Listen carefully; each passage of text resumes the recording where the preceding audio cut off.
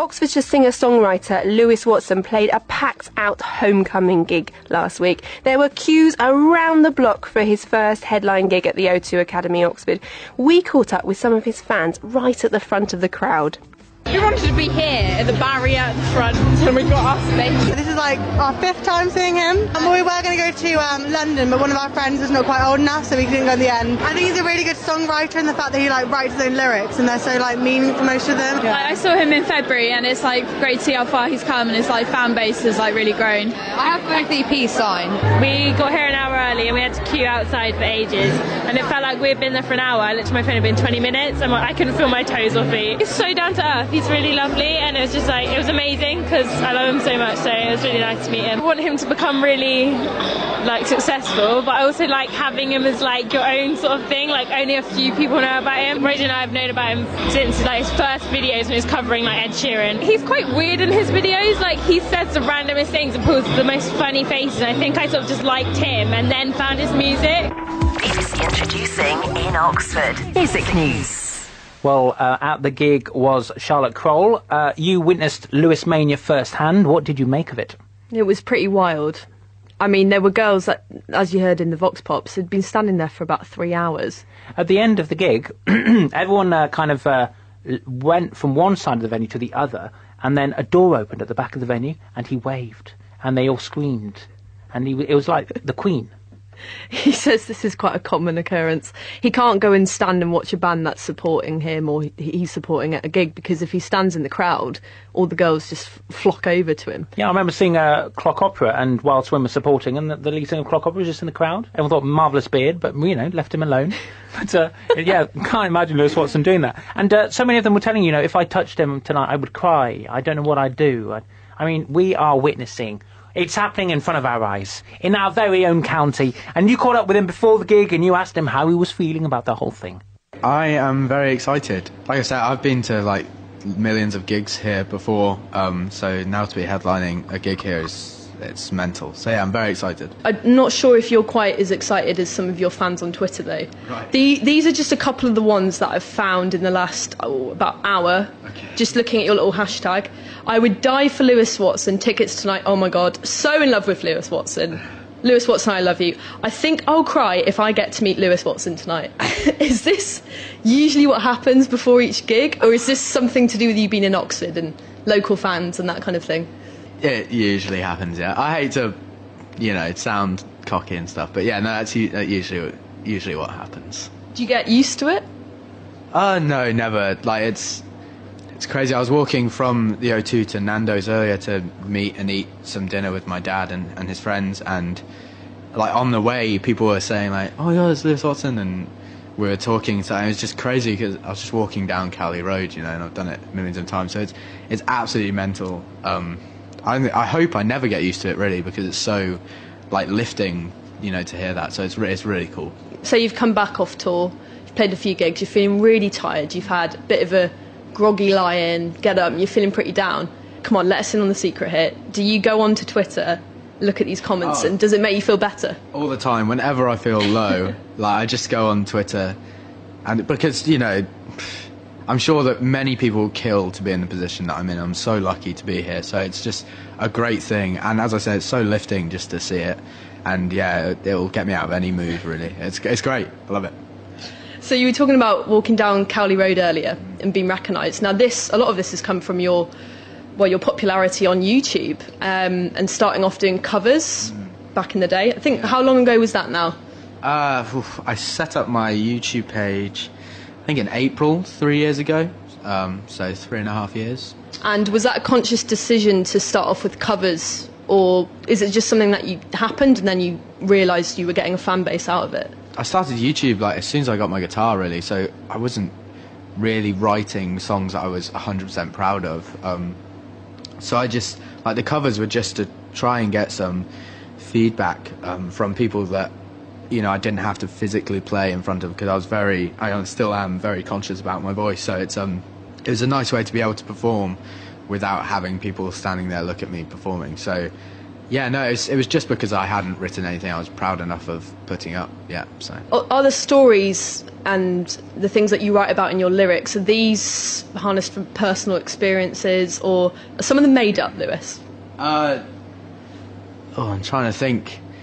A lot of my songs are from personal experiences. Unfortunately, I mean, I don't really, they're pretty pants places to be to write the songs. So, yeah, a lot of them are. I kind of made a rule of myself just to write from truth, because I feel that I would write, better, I guess, just because I'd be able to put feeling into it. And that's the songs that I enjoy listening to, like songs that I feel like, whoa, he must have been in a really bad place when he wrote that, or, well, that's, he's completely, off his face with joy. So it's just like, those kind of songs are the songs that I enjoy, so I try to do that with my songwriting too. So, yeah. Have you got any funny stories from tour recently, or any weird things that have happened to you since you've got well known, I suppose? I'm so boring. Like, I'm the most boring person ever. So it's funny stories are probably few and far between.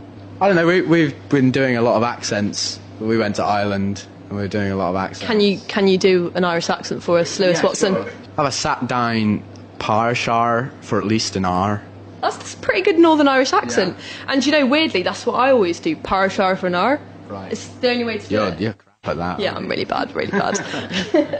And can you tell us a bit about your Ireland dates? Was that the first time you were in Ireland? No, it's the second. I went for my headline tour, which was great. That was really cool. And then we went back with Codeline, and it was great with Codeline because they are Irish, so we were playing to, I think, 750 people in Dublin, so it was really, really cool. Yeah, no, it's a great place, and they've got great Guinness. I'm a Guinness drinker, so.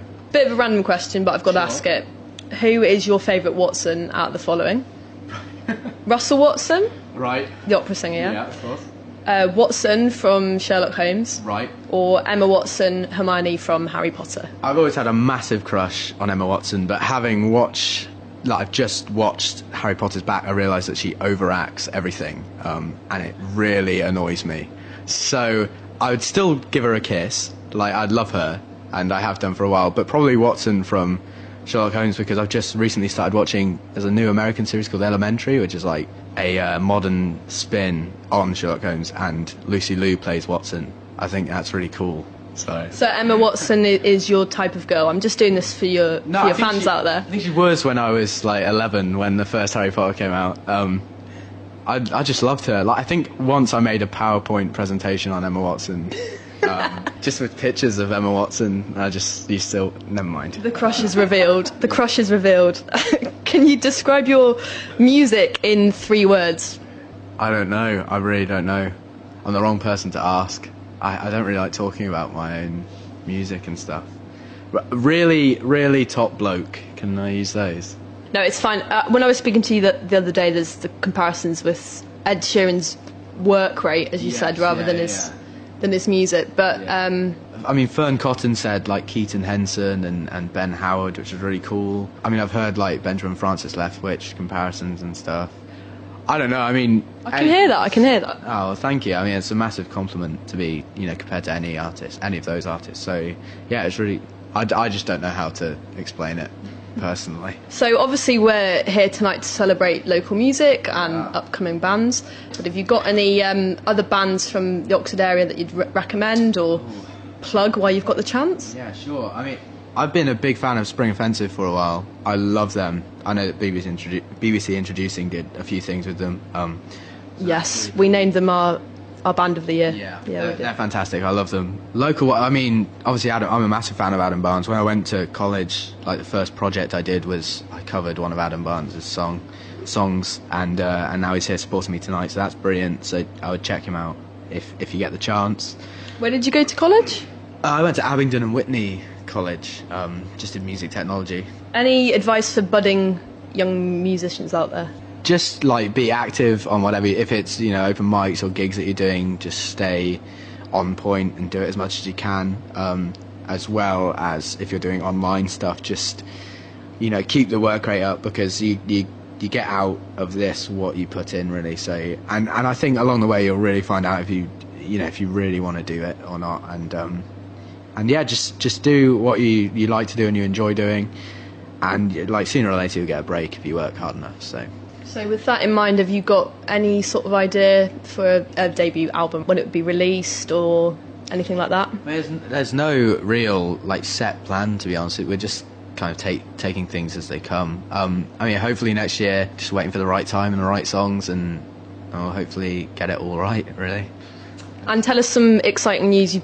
You've just been confirmed to be supporting Birdie. Yes. Yeah, in April she's going to Australia and doing like a tour of all the theatres in Australia, so I've been announced as main support for that, so it's fantastic. I mean, I supported her at Shepherd's Bush and it was just great, and she's fantastic, so to be asked to support her again, on the other side of the world, is fantastic. I'll be playing Sydney Opera House, which is just crazy. I went to Australia and just kind of busked outside of the Sydney Opera House, so to be playing inside of it now, less than a year later, is crazy, absolutely mental. When you're not around, I'm hardly myself.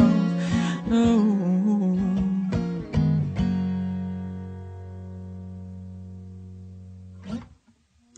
Yippee 4, Lewis Watson. That was his song 3, or number 3, and that's an exclusive version of the song that he's giving away for free on Facebook. He headlined the Upstairs gig at the O2 Academy in association with BBC.